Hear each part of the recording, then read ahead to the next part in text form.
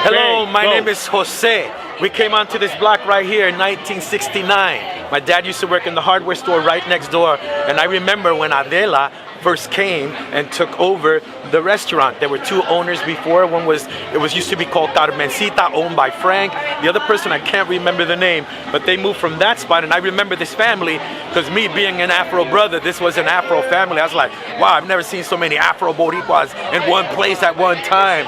And there was a certain excitement, and the food from the top was banging.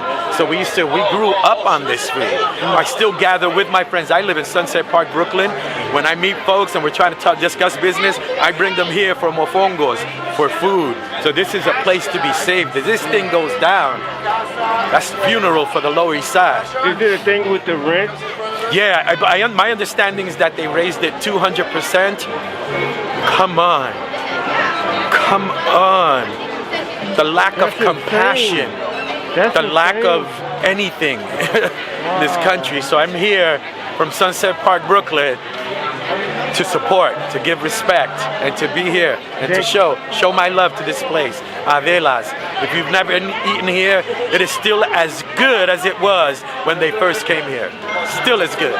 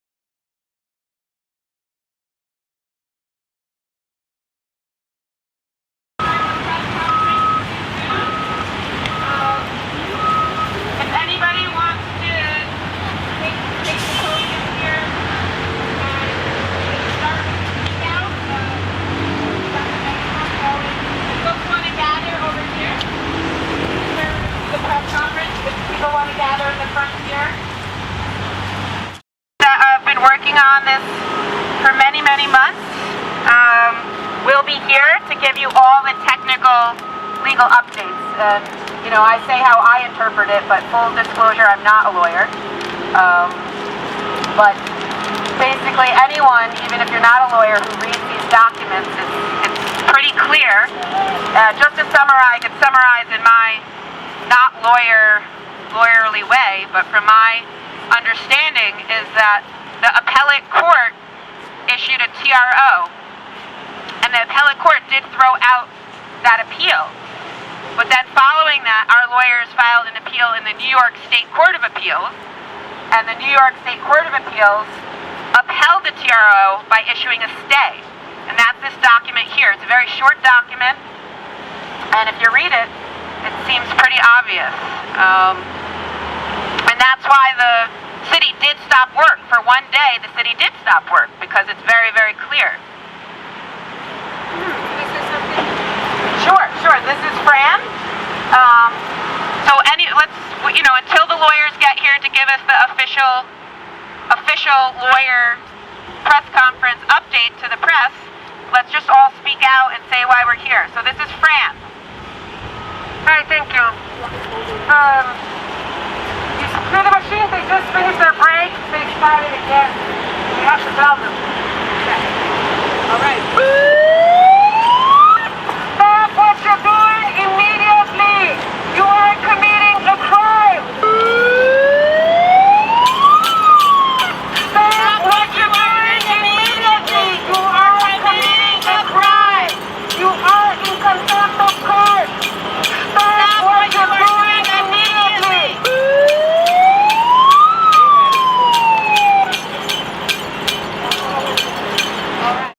Restraining order.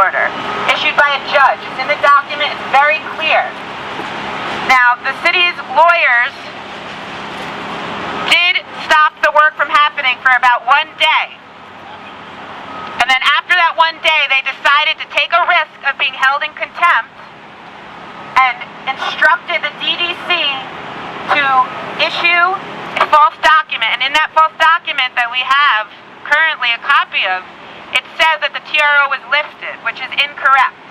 This document here, signed by the New York Court of Appeals, says there is a stay on the temporary restraining order. It's very, very clear. Now, big media, unfortunately, is reporting information that the city's lawyers are saying, and this is their interpretation. However, if anyone reads this document, it's very, very straightforward. I noticed that several big media outlets are quoting the New York City lawyers, but then not posting a link to this document. So the public is not even getting a chance to read this document, how clear it actually is.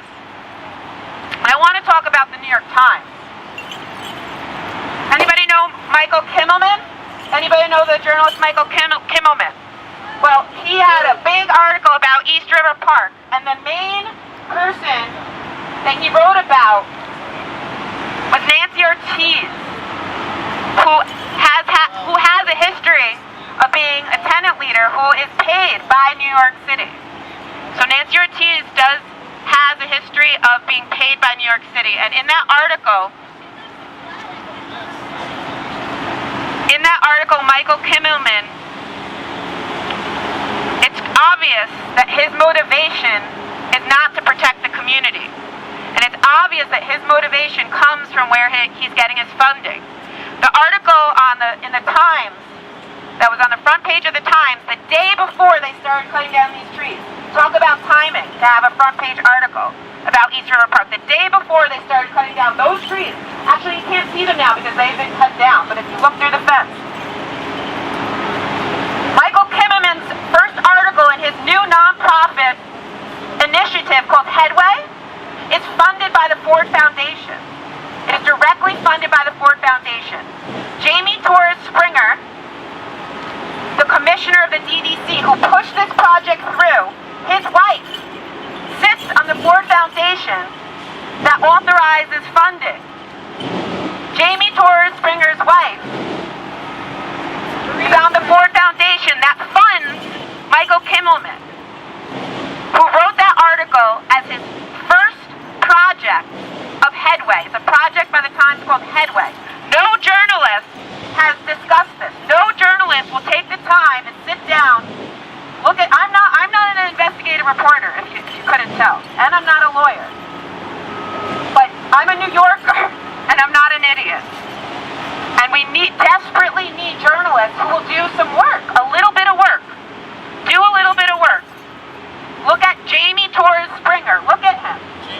He rammed this through. When he came on as commissioner, it coincided with the community-backed plan for East Side Coastal Resiliency Plan. The community plan was thrown out overnight with no explanation and changed to this plan, cutting down all 1,000 trees and demolishing the entire park. Why was that?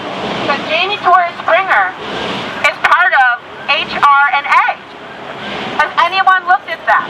Has anyone looked at Jamie, any big media? Small journalists have. Small-time journalists have talked about this. Activists have talked about this. Park defenders have been screaming about this for years. Where are the journalists to do the hard work? So how is it that Jamie Torres Springer is able to ram this through with the connections to real estate so obvious?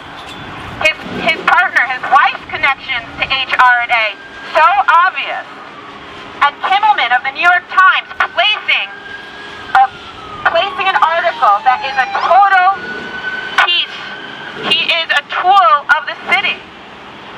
He is speaking, he's a total mouthpiece for the city. How dare he write such an article and only quote a person who themselves have a history of being on the payroll of New York City? Of course that person is not going to speak out against the people who give them money, because that person needs to fight and struggle to put food on their table.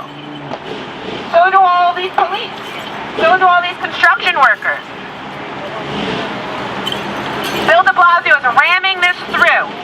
They're working 24/7. There has been multiple crews here vigorously working. It's Saturday morning and they are cutting down trees. Because they know this is their only chance. Because Monday, the court is going to stop them. And they're working and destroying as much as possible. So where does Michael Kimmelman get his funding? Why? It's too obvious. Someone write about this. It's too obvious. Michael Kimmelman's Headway Project is funded by the Ford Foundation. Jamie Torres Springer, his family, their connections to HRNA. Jamie Torres Springer came onto the DDC at the same time the community bank plan was thrown in the trash. These people one day will be held accountable for Ecocide. Ecocide is about to be added to the list of crimes to The Hague. Where are the journalists? Where are the journalists? So, what time do you speak? Sure.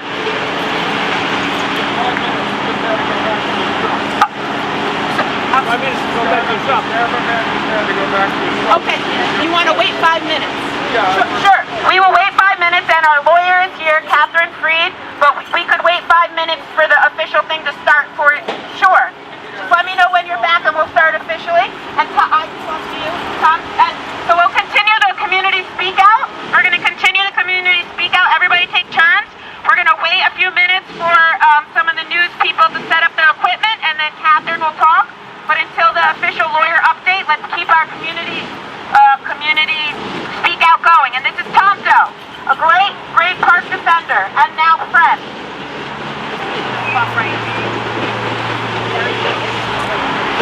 My name is Tonto Cabrera. I've been here in this neighborhood for about 15 years. I've been here through the floods. I can see it out my window. I went to walk out there in the flood. You don't think I flooded the basement because the basement got flooded with the sewers backing up. I went to the sewers in my neighborhood. They were bubbling up the waters. The water didn't come from that part of the river. It came from 14th Street down Avenue C. And the pictures they sent, they showed us in these meetings I was going to. They were showing daytime pics of cars flooded. The water came in and came out. How they take pictures in daytime pics? So they always lie. They always try to scare everybody. There's another thing with the press. I was there in the press meeting when this plan started to come out. There was some separate press meeting just for them. I told I could join the meeting. Says no, this is only for press. 2 hours after that, there was people meeting. There were no press allowed inside that meeting, so nobody heard the real truth. I'm here to tell you the truth. I'm here fighting for everything for life. This is for mental issues. This is for anxiety.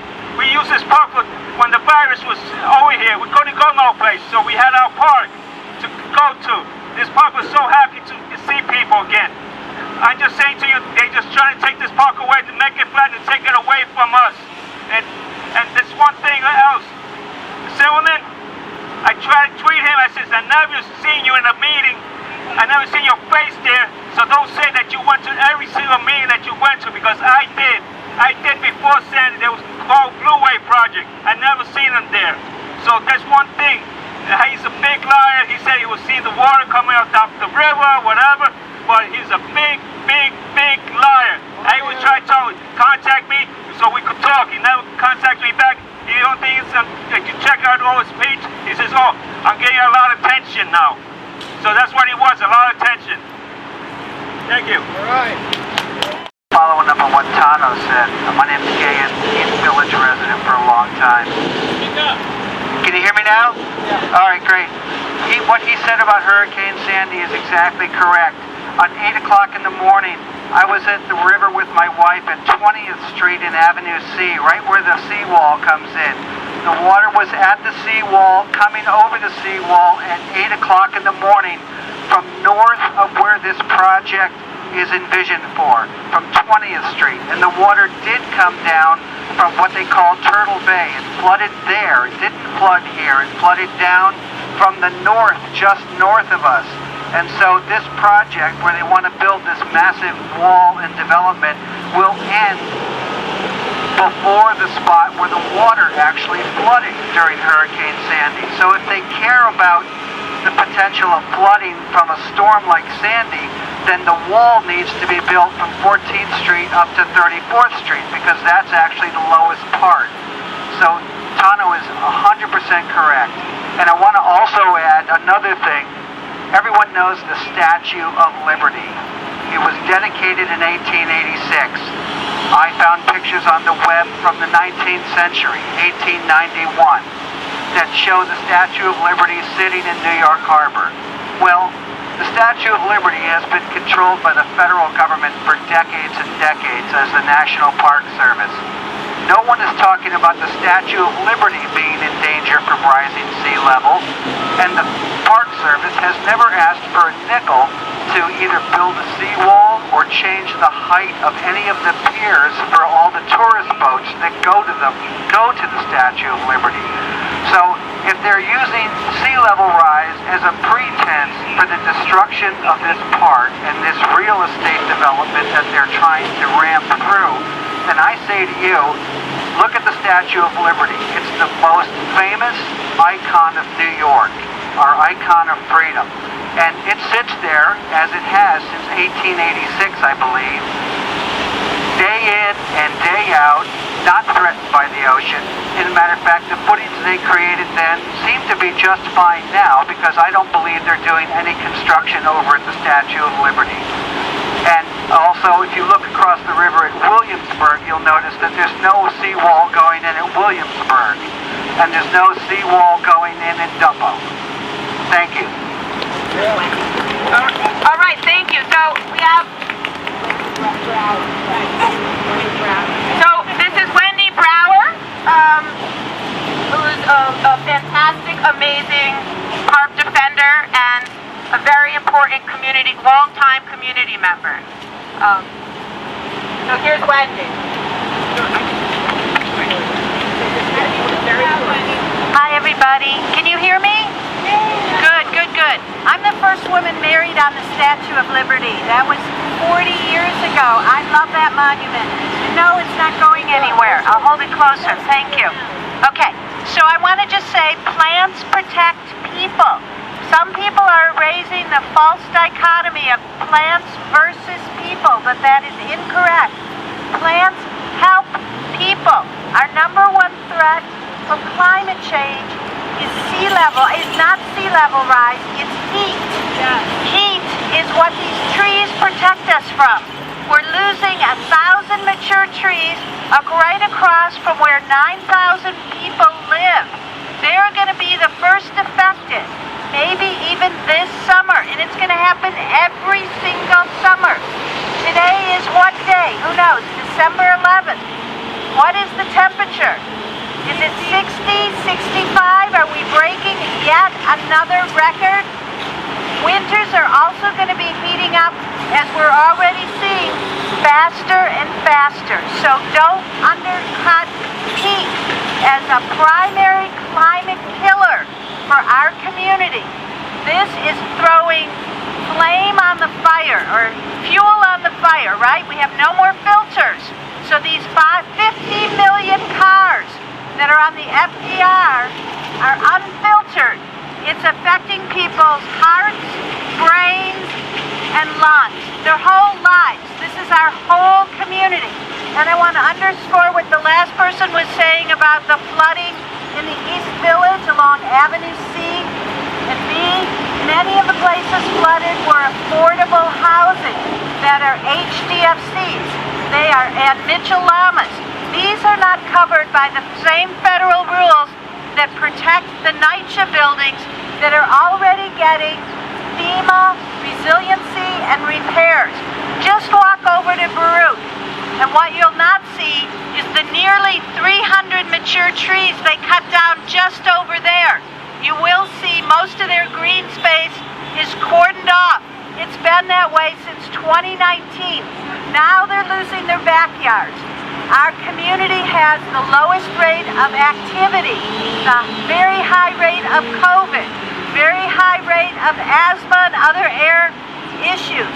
How is ESCR, is currently planned, going to help? I myself am a senior citizen. I have a broken arm. I'm not going to be able to walk to this park and get fresh air like I've been doing for the last 2 years and keeping my health together? How are all these people, many of whom just do not have anywhere else to go year-round, this is their vacation home, where are they going to go? How will the city preserve health? How will this project impact climate health? This is absolutely critical to all of our futures. Thank you all for being here. All right, thank you so much, Wendy. We're gonna get started. Okay, what's your name? Samara? Can you stand here and I'm going to stand on this side? No, yeah, well, yeah. You want to bring the pup and the child in? Come on in, pup and child. Pup and child, okay. You know, I'll just hold it very close and I'll hold it for you to touch. I brought my daughter here today, who, as soon as she saw the damage that's been done, she burst into tears. It's a large population that we're not thinking about. It's a generation of children that are going to miss out on this outdoor space. They're going to have to stay on the other side of the FDR for much of their childhood. So we are robbing them of what they are entitled to. Soccer fields, baseball fields, football fields, basketball courts, what accommodations are being made for our kids to have this outdoor recreation. City kids do not have many opportunities to be outside, to play team sports. They can play in a gymnasium, that's about it. This park is being taken away from our youth. And it is shameful, shameful that it hasn't been addressed. Our children have not been addressed. The administration has provided no alternative. Nothing, even though they're supposed to. They provided one crappy little yard of unrolled grass, which they have yet to open. We still have no access to it. So now we have no park and we have no alternative. This is such an injustice. This is not how the city is supposed to be treating us. Right. They're supposed to be taking care of our children. Yes. After a pandemic, when our kids have been inside for almost 2 years, they need outdoor space. They're wearing masks all day in school. Let them come outside and breathe, and not breathe pollution and dust and dirt, which is going to be infiltrating all of the buildings across this river that have a higher incidence of asthma in children already. Is anybody addressing that? No. They are trampling over this community. Is it environmental racism? I think so. Yes. Yes. People need to look at it as that and call it what it is. Yes. Our neighborhood is being targeted first for an experimental plan that is not even fully baked. None of the other neighborhoods that have had flooding, not Queens, which was drowning in the last storm, not Brooklyn, not downtown. They're not experimenting with anybody who has tons of money. They're rolling over these people, and that is environmental racism. And incoming Mayor Adams needs to be paying attention to us. Where is he? He claims to be interested in environmental racism and having a position on it, but he's ignoring us. He's talking, he's traveling, he's this, he's that, he's putting together groups and panels, but we haven't heard anything from him. We need Mayor-elect Adams to pay attention to us, take a stand, look into it, make sure an oversight committee is put into place. Don't leave us in the wake.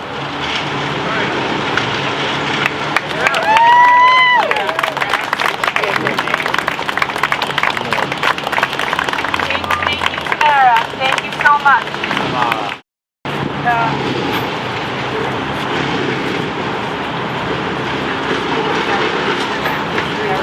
Yes.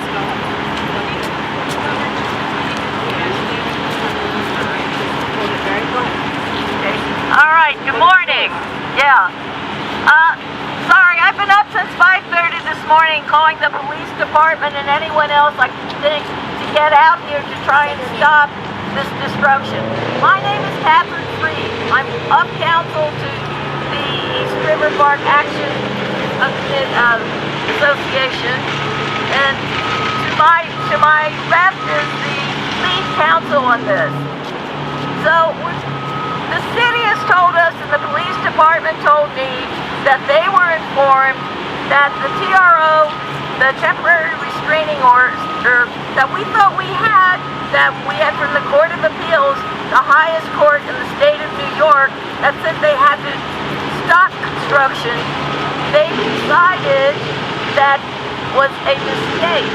They said that the attorneys, all the attorneys, which would have included myself and Arthur, had a conference with the judge, and the judge said the TRO was a mistake.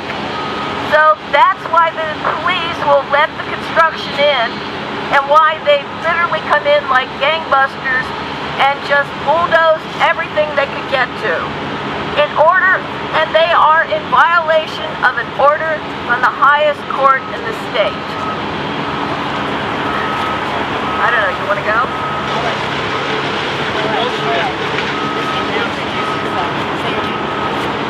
My name is Arthur Schwartz, A-R-T. Hear me now? Yes. My name is Arthur Schwartz, A-R-T-H-U-R-S-C-H-W-A-R-T-Z. There is an order in effect. There is an order in effect from the court, and it says the application for a TRO staying construction pending determination of the underlying motion is granted. Right here. Right here. We're going to walk over and hand it to people. Last Tuesday, the judge in the Court of Appeals reinstated this order because it was lifted on November 30th, and he said the order of November 30th is voided pending further determination of the Court of Appeals. Everybody understood what it meant.